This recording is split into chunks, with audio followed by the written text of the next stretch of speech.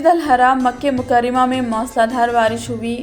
اس دوران عمرہ زائرین خانہ کعبہ کا طواف اور صفا اور مروہ کی سعی کرتے رہے، جبکہ نمازی اپنی عبادات میں مشغول رہے اور خوشگوار موسم میں عبادت کا لطف اٹھاتے رہے۔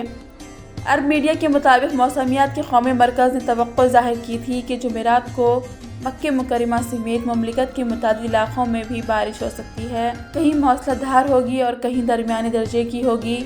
توقع کے عین مطابق بارش ہوئی۔ سوشل میڈیا پر کئی ویڈیو کلپس وائرل ہو رہی ہیں جس میں بارش کے پانی میں کاریں بہتی ہوئی نظر آئیں۔ سبق ویب سائٹ کے مطابق جمعرات کو مکہ مکرمہ کے مشرقی قریوں اور محلوں میں بارش سے موسم خوشگوار ہو گیا۔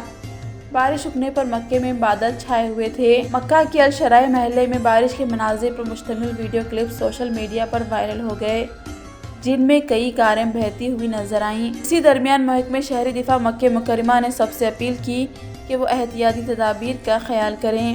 بیورو رپورٹ، تبصرہ پوائنٹ۔